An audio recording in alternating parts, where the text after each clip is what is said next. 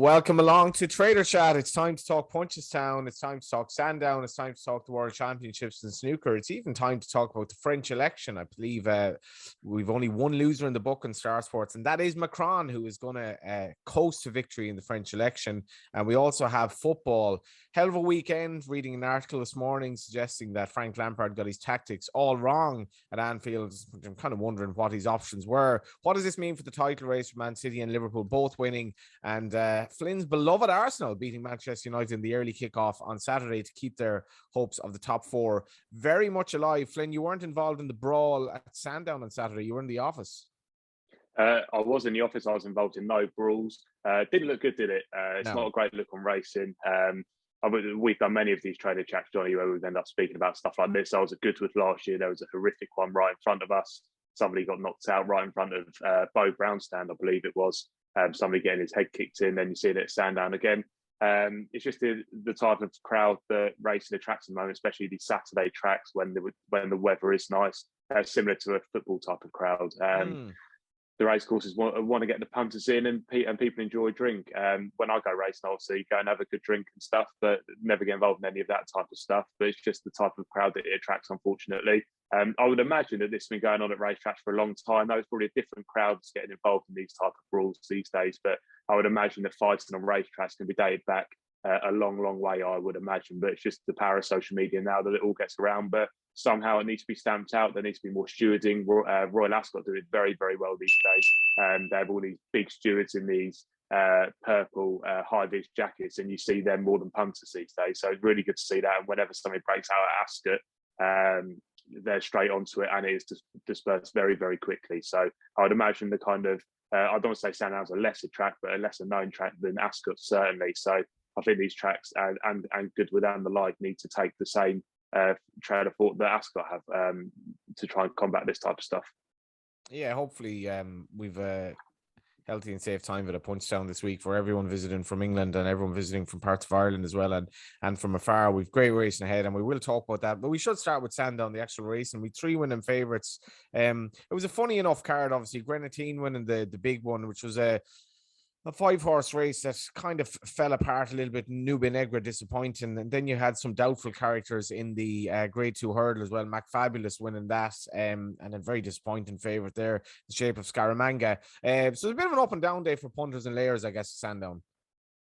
Yeah, exactly. It was a decent enough day, to be fair, at Sandown. Where we did the money on Saturday was the boxing, but we'll come on to the boxing after we've done the racing, Johnny. But the racing was okay, just going from the top of the card. So Nappers Hill, even though that was a 3-1 favourite win, and that wasn't a terrible result for us. Boombourne was well backed into 11-1. That came second for the Skelton Yard in the end. The one they wanted to be with was WizKid. So that being out frame was a good result. Nappers Hill wasn't as bad as you would expect. St. Galvados was all the rage here. Won the race at the start, really, with Mr. Fisher kind of jinking, giving away around 15 lengths and inconvenienced the others too. So the race was won there. Harry Cobden was able to fill up St. Calvados whilst having a very big advantage, but was very well backed into even money favourite. Mr. Fisher was a lot shorter than what he went off in the end. He went off 11-4. It was possibly the worst grade I've ever seen. But St. Calvados wasn't a bad result there for us, even though it was very, very well backed in the market. Grenadine, again, another one that wasn't a bad result, even though it was very well backed into favouritism, well backed into 11 sway from a bigger price earlier on. Nubia Negra was one that we laid fairly heavily, so we're happy to see him beat. I think that Sandown is a real specialist track these days, and not a lot of people talk about this, but it is a real specialist track. Just a few horses off the top of my head. Grenadine there.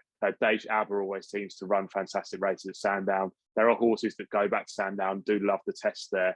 It's a bit of an awkward track, isn't it? Like visually coming in from the jockeys and horse perspective, coming into the home straight, it's a real funny visual track because you're actually running towards the right-hand side, whereas visually you look straight. So it is a real funny one. And I think that Sandown Specialist is a thing, and Grenadine falls really well there. So fair play to him, and fair play to Paul Nichols and Harry Derham, who obviously bowed out as his assistant at the weekend. And what a way to do it, having so many winners on the card, Johnny. And then we moved on to the Bet365 Gold Cup.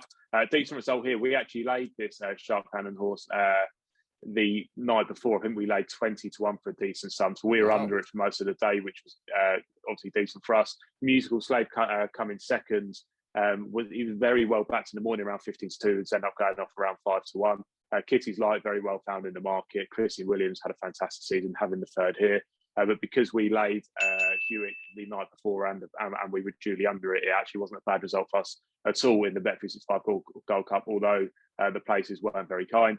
We did run our all over the place offer here. So the horse completed the course for your each way bet up to a pony, but finished outside of the places. You got the place part back.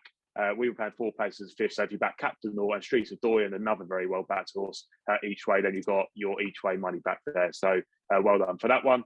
And then you mentioned the select hurdle.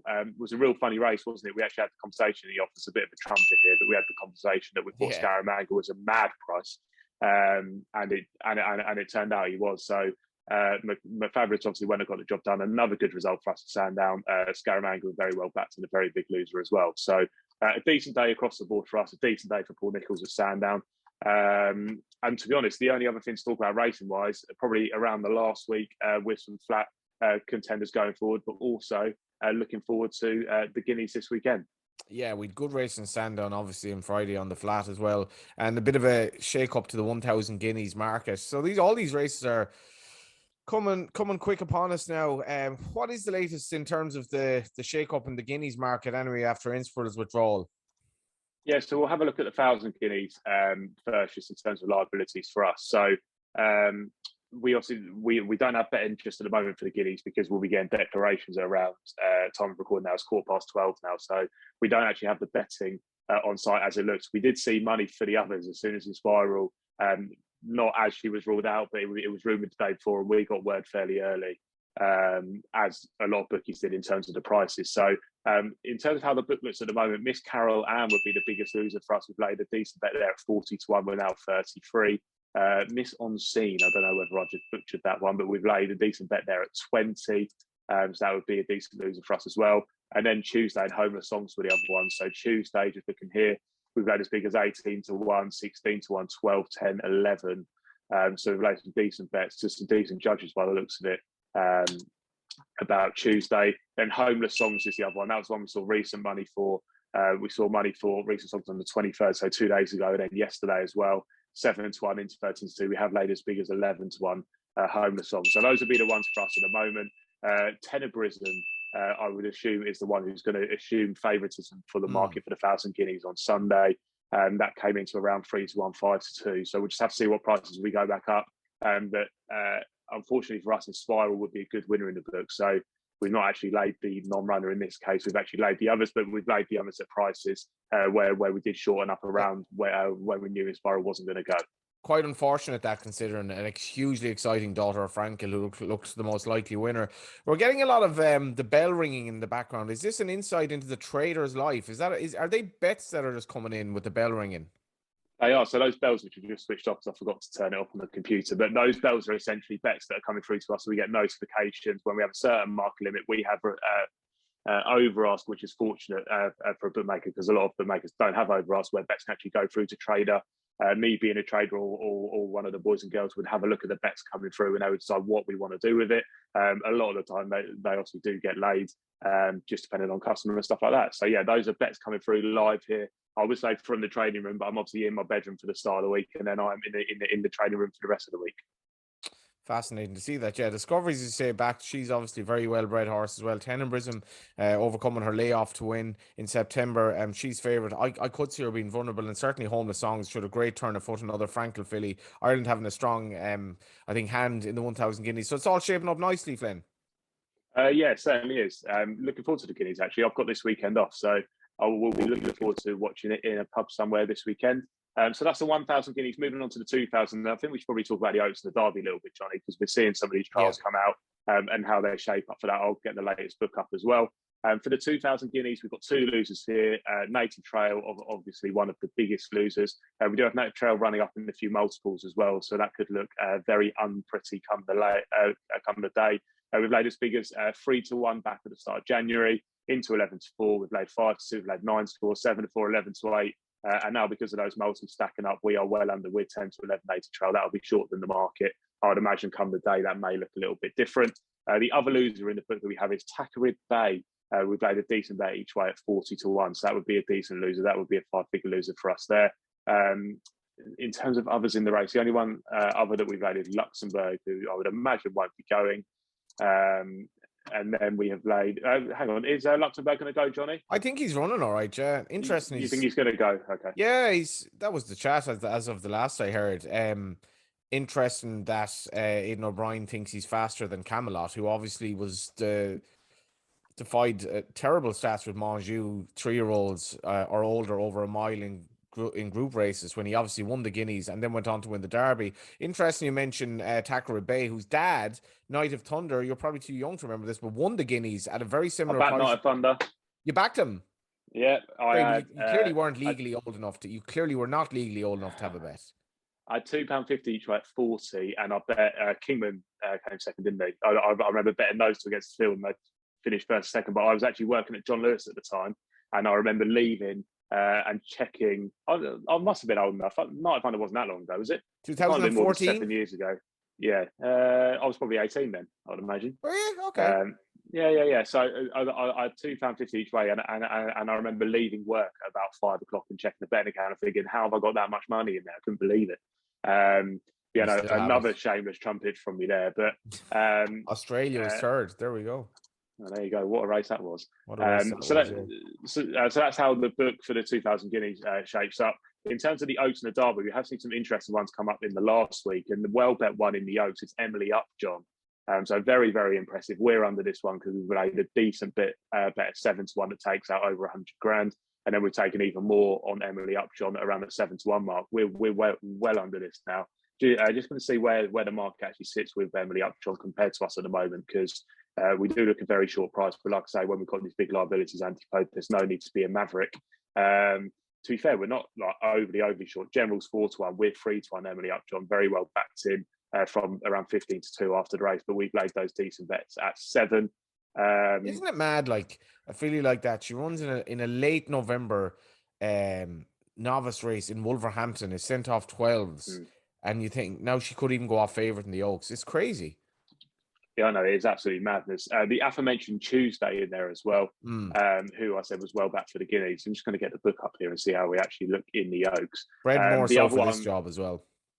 Oh yeah, definitely. And the other one that performed well in the week, who I thought looked quite impressive, I think it was actually at the weekend, was Nashwa. Was very, very good, and was running a completely different race to the others by the end of it. Just have a look at the book here. So yeah, Emily Upjohn is our only loser for a 6-figure liability already, and obviously that's anti-post. The only others that we've laid in the race: Tuesday, Life of Dreams, Only, Agave. We haven't actually laid Nashwa yet. Nashwa's in there at 12-1. Tuesday would be your second favourite, 7-2. The Emily Upjohn favourite, 3-1. Agave 7-1. Life of Dreams 8-1. Then your 10-1 bar there. So that's starting to shape up quite nicely. And let's go and have a look at the Derby here. Is this Luxembourg just a good thing for the Derby, Johnny? That's what I want to know. I think he is, yeah. I love everything about him. I think Saturday's race will probably be something of a trial for it. He's a lovely, click the button sort of way, and he just goes about his business. Reminds me a little bit of his dad in terms of just the way he races. Better looker than his dad as well. I really, really like this horse. I think he's going to be very well backed on the day, which is still, what are we talking? A month and a bit. Saturday the 3rd. We're still a long way away, to be fair, from Epsom, but yeah, we'll see how he goes on Saturday. 3rd of June. Yeah, so in terms of how the book looks for us at the moment, this is a much different look to the Oaks. Instead of having one loser, we've got 6. Pispadil being one of these. Funny enough, we've got Pispadil and Buckaroo, who are both the top losers at the moment, and they obviously faced each other the last day. I thought that Buckaroo, I'm not sure he's going to be a mile 2 horse or a mile and a half horse. I thought if they stepped him down, I thought he could be a proper miler, or even a mile 2 horse to be fair in time. But I thought he looked a real strong travelling type. I thought he looked fantastic, probably more of like the Roaring Lion ilk rather than like a proper stayer. Pispadil obviously went on to win that race, the Ballysacks. He would be the biggest loser for us. We've laid a decent bet there at 33s and then 25s. I thought that he looked really good. He could be a potential Ledger type maybe in time. Totally agree. By Ulysses, but he could go well in the Derby. He's now 16-1 with us. New London is in there as a loser. Luxembourg obviously in there at 5-2. You would imagine that the multis will be running up come the day as we get to Luxembourg. And then Stone Age is the other one, who I believe is entered in the Dante. We've laid a decent bet to a pretty warm account actually at 33-1. So I wouldn't discourage anybody having a little bit on Stone Age. for the Derby. I'd like to say that is entered in the Dante, so we'll see that one coming out soon. We're now 25 to 1 from 33 stone age. So there's just another one for the race. But we are having these horses come out. Obviously, we've got the Guineas this weekend. We've got a new offer that's going to be running on the Guineas, which I can't detail at the moment, but do check that out as we come the weekend. If you think about our all over the place offer we do for the kind of long staying races over the jumps, we've kind of gone for a similar line, but on the flat here. So a little bit interesting, a little bit something different in terms of an offer. We'll also have our pips offer up to 50 quid, where if you're beating up to a neck or less on the flat or half a length or less on the jumps, then we'll refund your bet up to 50 quid. So we will have those offers running through on the top race this weekend. And it's good that we're now getting to classics, but one that won't go down as a classic probably is the Tyson Fury fight at the weekend. Did you manage to watch it? No, so just briefly on Stone Age, there's 40 to 1 available with other bookmakers if you do want to take the nod that Star Sports is laying it. And obviously, given that he ran in that race at Saint-Cloud at the end of the season, very much could be a ledger horse as well. So keep an eye out for him. And he started off the season over a mile and 2 at Navan. Didn't watch the Tyson Fury fight. Tyson Fury is a disgrace, what he came out with last week about his good friend Daniel Kinahan. So this obviously overshadowed the shadow boxing that was the boxing itself. Now there's talk of his retiring. What happened? How did you bet? I presume he was hot favourite. Very, very hot favourite. He was 1 to 5. Was Tyson Fury, 8 to 11 to win by TKO or knockout and all that gear. Was a huge loser for us. The multis were running up. I think I was speaking to the boss this morning. It was over a £1.5 million loser for us. So it was a terrible, terrible result with Tyson Fury. It's all swings and roundabouts. Like we don't always win. And we don't always lose, but we certainly lost on the boxing at the weekend anyway. So really, really tough result. And it'll be interesting to see who he goes on to fight next. I can't see him retiring. I just can't see it. He loves the limelight too much. He's a little bit of a narcissist, as these boxing has to be. They have to have these big egos. So I'll be very, very surprised if we didn't come see him fight again, especially after Joshua and Usyk finally managed to get on at some point. And I would imagine he'll fight the winner of that if they can sort it out between all the governing bodies. But yeah, an absolutely shocking result in the boxing for us at the weekend, unfortunately, Johnny. What about the snooker? So the Rockets gone favourite for the World Championships. Robertson, and obviously this is an evolving market. Robertson is now out. He's third favourite, pretty much. Judd Trump in at second favourite, and Yan Bingtao, who's fancied, is single figures. Yeah, so there was that famous shot from Bingtao at the weekend. Look, I'm not a massive snooker fan, but I will get the book up here. But there was that shot where he actually pulled away from the shot 3 times. It was a really, really tight shot to the corner. So do have a look at that if you can't access it on Twitter or something like that, because yeah, it was an amazing shot. Ronnie O'Sullivan, like you just said, into 9 to 4 favourite. Judd Trump 4 to 1. Neil Robson 11 to 2. Mark Williams 15 to 2. 8 to 1 Higgins, and then 17 to 2 Bingtao and 12 to 1 Bar there. We've got 2 losers in the book, Neil Robson being one of them and Ronnie O'Sullivan being the other. Just see if we've laid any juicy prices. We haven't really. A lot of 7 to 2 about Neil Robertson, and he's now actually a bigger price, just at 11 to 2 there. In terms of Ronnie, we have laid bigger prices, 11 to 2 laid there, 5 to 1, 11 to 2, 3 to 1, 9 to 4, and obviously is into 9 to 4 favourite now. The field would win. Mark Williams would win small, and then the rest of the field wins pretty handsomely. So not in a terrible place in terms of the book in the snooker. We do have the in the frame offer, so money back's free bet up to £50 if your player is beaten in a deciding frame. So something to go to war with in terms of an offer. And the other sport that's been very, very busy for us has been the IPL, Johnny. Actually, so let me get the latest betting up in terms of the IPL. Rajasthan Royals are 7 to 2 favourites. Gujarat Titans 4 to 1. Hyderabad at 4 to 1. Bangalore 9 to 2. 5 to 1 Lucknow, and then your 12 to 1 Bar there. So everybody's been getting involved in the IPL. We've also got an offer here to get 50% of your stake back as a free bet up to 100 quid if your team top bet hits a 50, but your selection loses. So if you bet to be top batsman, gets a 50, doesn't win, you're very unlucky in that sense, but you'll get 50% of your stake back as a free bet. So something that you can get involved in on one of the kind of derivative markets in the IPL. But the match winners have been very, very popular there as well, been one of our most popular markets over the last few days, actually. So that's where we stand in terms of the snooker, the cricket. Probably worth talking a bit of football now, because it is reaching a crescendo, isn't it? It is indeed, yeah. So I presume it was a loss-making weekend for the Star Sports, with Arsenal beating Man United, which would have been expected. Man City beat Watford, which obviously was expected. Liverpool wouldn't have beaten the handicap, but they did beat Everton, and I guess they're staying very much in the title race. Great result for you guys as well, with Brentford holding Spurs. Oh yeah, unbelievable. I mean, Brentford were very good. Spurs were really poor. Arsenal was a bad result for us, a great result for me personally, obviously, but a bad result for us. We laid a decent bit of, I think they're around even money, maybe a tiny bit shorter, to beat Man United. And then obviously we went and beat Chelsea in the week. So fantastic for Arsenal. In terms of the top four finish, we were 2-1 when I last spoke to you, Johnny. We're now 4-9 Arsenal. Wow. Finished in the top four. Chelsea are obviously 1-250. Then you're 11-8 Spurs, 66 United, and 500 West Ham. So it looks a two-run heat between us and Spurs. We're in there 4-9 and Spurs are in there at 11-8. In terms of the top six, United are 1-4, West Ham 3-1, Wolves 25s. Relegation is interesting now. So you've got Everton in there at 4-5 after getting beat by Liverpool on the weekend. Frank's having a bit of a tough time of it, isn't he? Burnley are in there at 6-4, Leeds 4-1, and then Aston Villa 150-1. We do have some specials priced up on site in terms of the actual winning the cups. So we've got Liverpool to win the quadruple. What price would you make this if you haven't seen some prices on this, Johnny, just off the top of your head? What price would you take? I know my friend is on at I think he's on at 80-1 for the quadruple, but they're probably something like sixes at the moment. 8-1 now, so okay. Your friend has most certainly got the value there. But if you want to back Liverpool to win the Prem, the Champions League, the FA Cup, and the League Cup, they're in there at 8-1. You would imagine that the league is probably. You said the league's going to be the most difficult. It probably is now. Let me get the Champions League price up and see where they are in the Champions League. But for the actual league, Liverpool 7-4, Man City are 4-9. It's just the fact that it's not in Liverpool's hands, which is what would worry you slightly, wouldn't it? So Liverpool are actually 5-4 for the Champions League. So 5-4 for the Champions League, City are 13-10, and then you're 11-2 by there. So what is making up that 8-1 price will be winning the actual league title, not being in Liverpool's hands. So an interesting one as we get towards the end of the season. I'll be hoping, obviously, that Arsenal can get the job done and finish in the top four. But Liverpool to win the league, 7-4, or to win the quadruple, 8-1 there. Amazing. Just briefly, Punchestown this week. What are we looking at? Oh, we got plenty going on this week. I've actually got a bit of an anti-post selection. I had a bet for Cheltenham in the week, Johnny, which is mad to believe. Wow. And it's for the Stayers Hurdle. A 6-year-old who will obviously be 7 as he goes for the Stayers Hurdle, hopefully, next year. But one I've had a speculative bet on is the Devil's Coachman.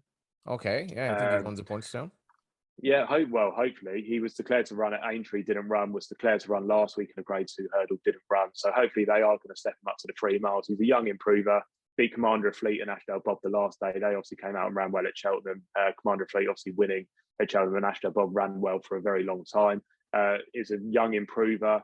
Could be one that's in the division for years. So he's run closely to Fernie Hollow over fences as well. So has a good bit of back class there. And I just thought that for the Stayers Hurdle around the 33-1 mark wasn't a bad bet. But he's going to run this week in the Punchestown Stayers Hurdle. We've got so much this week in terms of Punchestown, haven't we? I mean, just have a look at some of the clashes that we have here. We haven't got a huge amount of sight because of the decks when they're going to be coming out and that type of stuff. But just having a look for some. We have a proper Gold Cup, Shaq and Bourgeois against Honor Jameen. A lot of the main protagonists from El Indo and so forth in the Gold Cup. The juveniles, the bumper horses, they're nearly all there. Yeah, it's a weird one. Are you really excited by Punchestown when you've got the flat kind of shaping up? Do you feel like the jump season in your head's a little bit done by this stage? I do a little. I'm more edging towards the flat, but I'm still going to enjoy it and going to enjoy my day out there as well. Oh, well, there you go. When are you going? I'm going on Thursday at the very least, possibly more as well. So, that's a Devil Coachman Day, I think. There you go. So get a nice picture for the Devil's Coachman for me, and we might even stick it over the top of a Trader Chat next week when he's absolutely bolted. Beautiful. That was Trader Chat with Flynn Goward, who's getting buzzy about not only Arsenal's credentials for the top 4, but also the Devil's Coachman for the Stayers Hurdle next year. We shall be back to you next week after the Guineas.